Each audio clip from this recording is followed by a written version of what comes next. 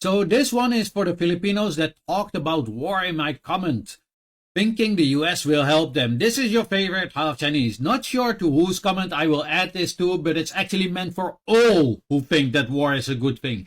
So don't take it too personal. This is your history for war that you fought for, with, and against the United States. When the Spanish-American War ended in December 1898, Spain sold the entire Philippine archipelago to the United States for $20 million. The Philippines had acquired a new colonial ruler. So didn't they backstab you right there? Didn't they tell you to fight for independence, while in reality they told you to fight to weaken you, to make it more easy to colonize you? Anyways, I continue. War soon erupted between the nationalists and the American troops stationed in the island. The outgunned Filipinos, just like now, adopted guerrilla tactics, which they cannot apply because no Chinese army will come to you. The US Army responded by rounding peasants into reconcentration camps and declaring entire areas battle zones in which no distinctions were made between combatants and civilians. The war was brutal. US forces at times burned villages, implemented civilian reconcentration policies, and employed torture on suspected guerrillas.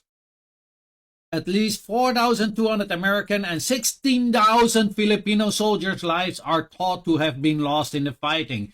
Historians have debated the scale of civilian deaths, with estimates ranging from 200,000 to almost 1 million. So in total, that's almost 1/6 of your population, and you want to fight for them? World War II. An article from NBC News. Filipinos who fought in the US in World War II never saw benefits. A new bill seeks to change that. Do you know how far that is from back then? So they promised your people something and didn't deliver after. And now they have a new bill to try to change it, or they want to. I'm not sure if it's still implemented. But you know what? The majority of the people that fought in those wars have already deceased, because that's how old they became, right? And you want to trust the USA again and fight another war for them, sacrificing your own people.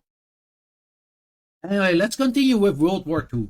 Within minutes of the surprise attack on Pearl Harbor on December 7, 1941, Japanese airplanes bombed Manila and nearby American military bases. The American forces in the island, commanded by General Douglas MacArthur, were unprepared for the invasion that followed. After escaping to Australia, MacArthur told the reporters, "I have come through and I shall return." So the moment they got under fire, they left your ancestor there with nothing, just to be colonized by the Japanese. And we all know how horrible that was for the Filipinos. See, even when you was their physical colony, they didn't want to fight for you. Now, to their credit, they said they were unprepared. I bet my life on it, if it was on United States soil and they were unprepared, they would fight until the last man. So it's literally a BS of an excuse. Save it.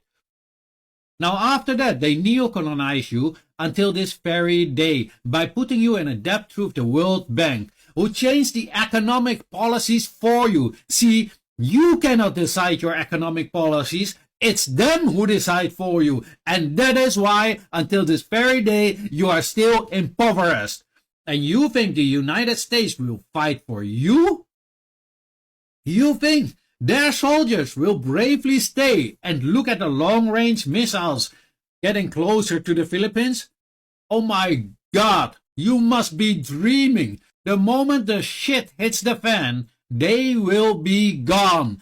And you want to know the truth. Why? Because mission accomplished. All the United States wants is that China gets into a war so they can get their sanction packet and target China that way for their own benefit, not for your benefit, which isn't going to do any damage because China already knows it. They've seen it with Russia and they are prepared.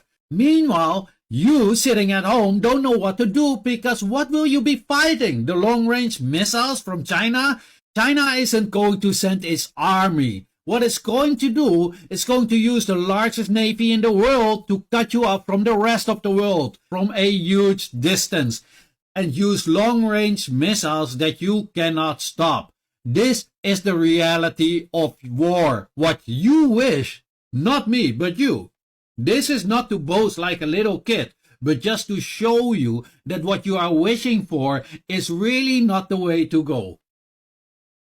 I wish you no harm. I actually, as I said before, want you to live a happy and peaceful life. That is why I'm giving you a reality check to wake up to what is really going on and to save you from a disaster. China also doesn't want a war because it's a business country and war is bad for business. So my question for these people who want war is, why do you want a war? War is bad from whatever side you look at it. All it brings is misery and suffering, nothing else. Then economically, China is your biggest trading partner on export and import. So you want to lose 19.8 billion a year from your 95 billion a year of export. The import of China to the Philippines is 46.9 billion a year of your 143 billion a year. So both stats are telling you that you will lose money, jobs and businesses, and at the same time will suffer from sky-high inflation. Now, how does that benefit your people? Then we had a couple of saying, if NATO gives us weapons, we can win. That was exactly the mentality of Ukraine. Did they win yet? I let you in a little secret. They got all the weapons they could get, plus many years of training from and by NATO. And they were fighting a war on the ground, which you will not get. Now, I hope you can set your emotions aside for a moment and just think with a clear head and see that I'm not against you. War over a reef that you haven't even seen. It cannot get crazier than that. You don't even know what it looks like. You know why you have been pushed for that reef? So you can do the fighting and the United States can use it to install their military installations. And guess what? When a war breaks out and they fire from it, you are going to be blamed and you are going to be attacked. That is how war works. It's bad for the region as a whole. It only serves US hegemony purposes, nothing else. You will have zero gain at all, just losses. So why do you want that? Do you even love your own people that you want them to suffer this much? You think war is like Call of Duty. But let me tell you, it ain't. It is serious business. And once you lose, you have lost. You cannot restart and start a new game. You will not get an extra life. It's over. The only thing what will be left is misery and despair. So hopefully the people who are crying for war over a reef will get to their senses and act rationally as opposed to emotionally and start acting like an adult and think in peaceful solutions instead of violent ones. It is like the boat trying to collide with the big Chinese boat. How much sense do you have to make? It is irresponsible talk and brings no good solutions. In case of a war, you will not see a single Chinese soldier, just long-range missiles. You can't win. And lastly, I want to remind you, some of America's old friends, Saddam Hussein, leader of Iraq, unalived by his friend the United States.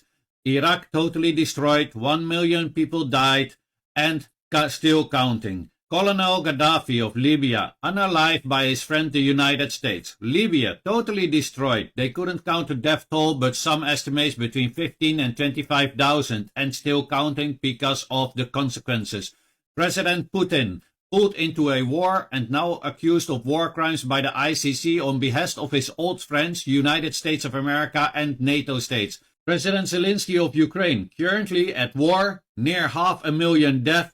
Ukraine totally destroyed and bankrupt on behest of their friend, the United States and NATO states. Marcos Sr., ex-president of the Philippines, all assets frozen by his friend, United States of America.